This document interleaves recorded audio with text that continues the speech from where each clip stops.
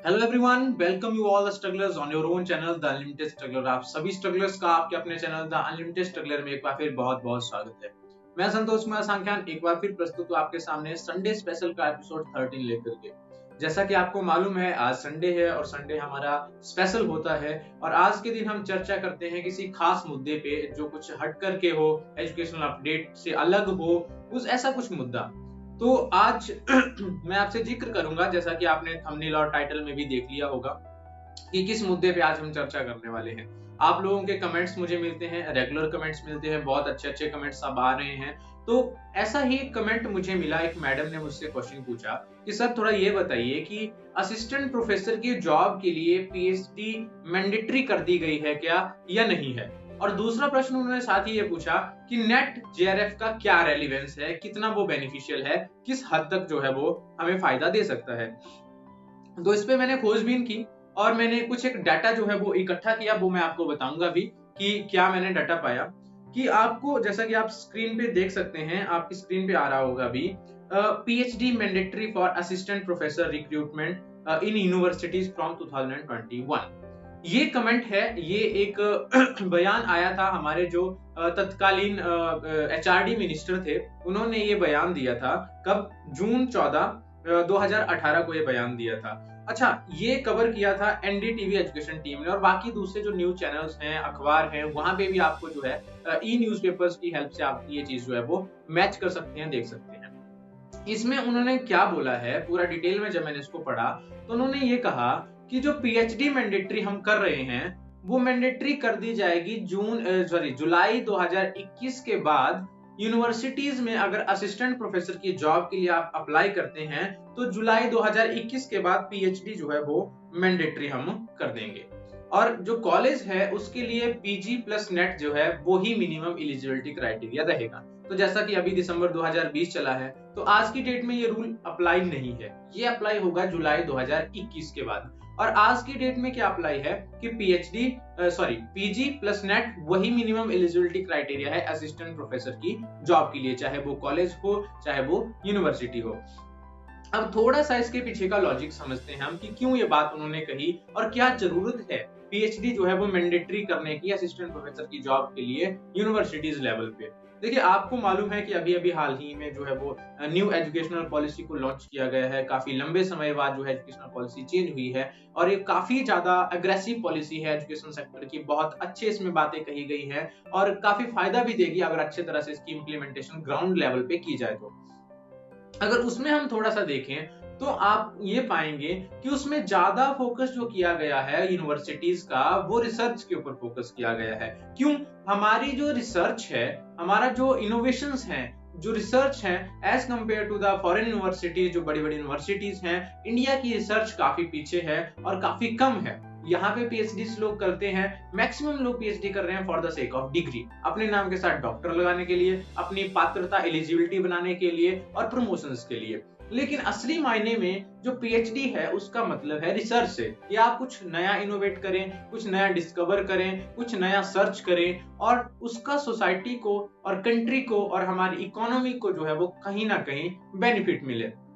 तो इस new education policy में क्या बोला गया है कि आप जो हम क्या करेंगे, जो यूनिवर्सिटीज हैं उनमें फोकस रखेंगे सिर्फ और सिर्फ जो है वो रिसर्च के ऊपर, और कॉलेज में एकेडमिक्स के ऊपर, कि जो पढ़ाई का सारा काम होगा और मैक्सिमम काम होगा वो कॉलेजेस में होगा, यूनिवर्सिटीज में रिसर्च का काम ज्यादा होगा एज कंपेयर टू एकेडमिक्स। तो अच्छी रिसर्च कौन करवा सकता है? अब ये मुद्दा उठता है कि अच्छी रिसर्च कौन करवा सकता है। अच्छी रिसर्च वही आदमी करवा सकता है जिसने खुद रिसर्च किया हो, जिसको खुद रिसर्च का पता हो। और रही बात पीएचडी की, तो पीएचडी में एक स्टूडेंट जो है, एक रिसर्च फेलो जो है, एक रिसर्चर जो है, वो रिसर्च तो करता ही है, उसके साथ साथ उस रिसर्च को पब्लिश भी करता है। और वो जो रिसर्च है हमारी, वो मतलब सोसाइटी के लिए बेनिफिट देने वाली होती है। तो रिसर्च जब फोकल पॉइंट होगा यूनिवर्सिटीज में, तो एक ऐसा पर्सन जो टीचर की पोस्ट पे वहां पे बैठा है, चाहे वो असिस्टेंट प्रोफेसर है, चाहे एसोसिएट है, चाहे प्रोफेसर है, वो अच्छी रिसर्च करवा भी सकता है और वो करवाता है। अगर उसको खुद पता नहीं होगा रिसर्च कैसे कंडक्ट की जाती है, क्या फायदा होता है, किस तरह से पब्लिकेशन किया जाता है और किस तरह से सोसाइटी के लिए वो डिस्क्लोज किया जाता है नई चीजों को, तो वो अच्छी रिसर्च नहीं करवा सकता है। इसीलिए जो है पीएचडी को मैंडेटरी किया जा रहा है आने वाले समय में यूनिवर्सिटीज के लिए। अब दूसरे पहलू पे बात कर लेते हैं, और दूसरा पहलू जो है इस पहले पहलू से बहुत काफी हद तक जो है वो जुड़ा हुआ है। दूसरा पहलू है नेट जेआरएफ का। अगर आपको मालूम होगा, मैंने एक वीडियो बनाया है एपीआई के ऊपर, एकेडमिक परफॉर्मेंस इंडेक्स के ऊपर, और वो संडे स्पेशल की प्लेलिस्ट में आपको मिल जाएगा।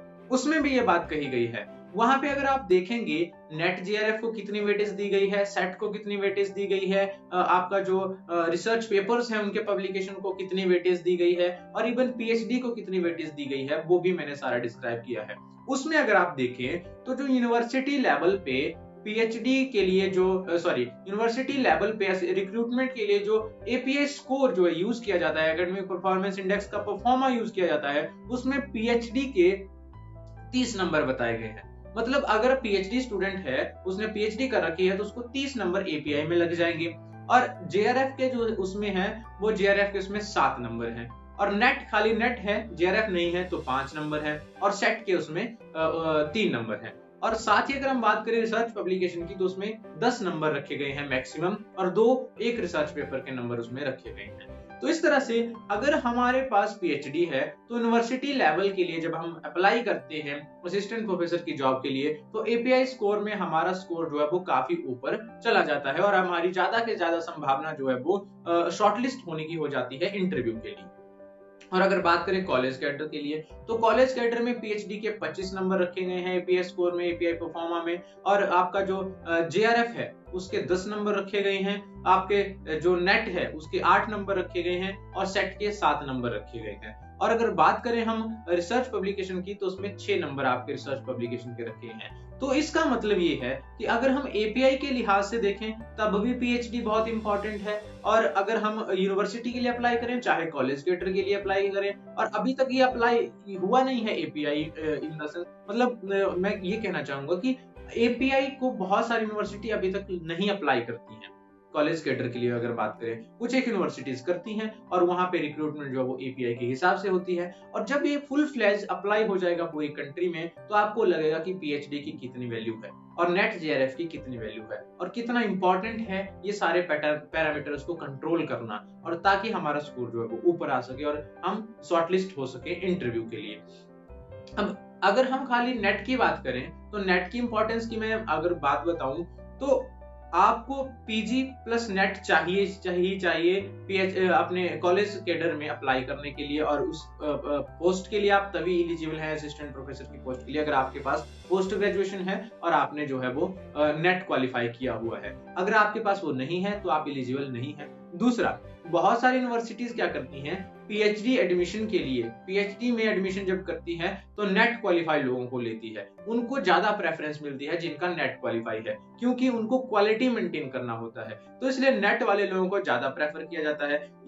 इवन एंट्रांस जब कंडक्ट करवाया जाता है पीएचडी के लिए, वहां भी नेट की 10 नंबर या 20 नंबर अलग से वेटेज रखी जाती है, ताकि नेट वाले लोग ज्यादा आए, क्योंकि वो कुछ ज्यादा स्कॉलर होते हैं, थोड़े से अधिक, और उनको ज्यादा प्रेफरेंस जो है वो यूनिवर्सिटीज जो है वो पीएचडी में देती हैं। तो अल्टीमेटली देखा जाए तो आपका नेट है, चाहे जेआरएफ है, चाहे सेट है, चाहे रिसर्च पेपर्स हैं, चाहे पीएचडी हैं, ये सारी की सारी चीजें जो है वो आपस में जुड़ी हुई हैं, और इन सब की बहुत बहुत बहुत ज्यादा वैल्यू है आपके कैरियर डेवलपमेंट में और आपके जॉब लेने के लिए।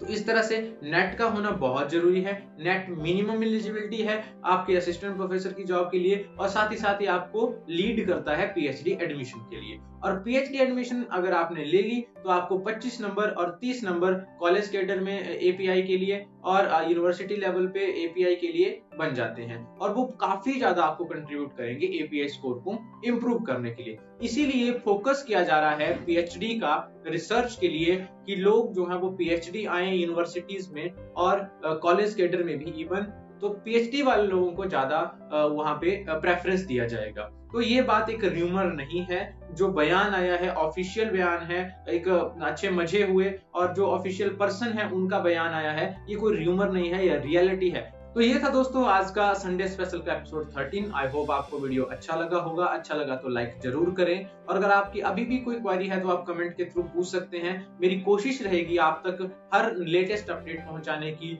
और ज्यादा से ज्यादा आपको इन्फॉर्म करने की हर एक चीज के बारे में जो कि आपके एकेडमिक्स से, आपके पीएचडी से या आपकी एलिजिबिलिटी से काफी हद तक जो है वो मिलता जुलता हो या जिसका फायदा हो। तो अगर आपको अच्छा लगे तो लाइक करें, कमेंट करें, शेयर करें इस इन्फॉर्मेशन को अपने दोस्तों के साथ, ताकि सबको इस इन्फॉर्मेशन का फायदा मिले और उनकी नॉलेज एनहांस हो। और सब्सक्राइब करें मेरे चैनल को अगर आप नए हैं मेरे चैनल पे, ताकि एजुकेशन सेक्टर से रिलेटेड हर लेटेस्ट अपडेट आप तक जल्दी से जल्दी और सबसे पहले मेरे चैनल के माध्यम से पहुंचे। तो मिलते हैं नेक्स्ट संडे एक नया स्पेशल एपिसोड लेकर के लिए। तब तक thank you, thanks a lot.